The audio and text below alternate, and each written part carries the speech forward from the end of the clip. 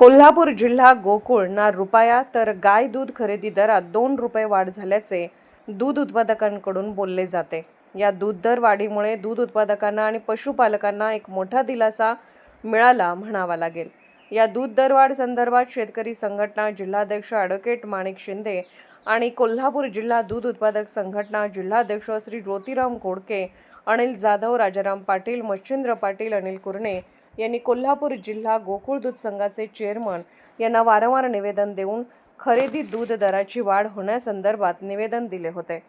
त्याचाच विचार करून गोकुळचे चेअरमन माननीय श्री नवीद मुश्रीफ साहेब आणि संचालक मंडळ यांनी याचा विचार करून दूध खरेदी दराची वाढ केली म्हणावी लागेल। पशुपालन उत्तम व्यवसाय अडचणीत असल्यामुळे संघटनेच्या वतीने गोकुळ दूध संघास नेहमीच पाठपुरावा केला जात होता। पशुपालन उत्तम व्यवसाय करत असताना अनेक दूध उत्पादक पशुखाद्याचे वाढणारे दर आणि गायीच्या दुधाला वारंवार कपात यामुळे हैराण झाले होते।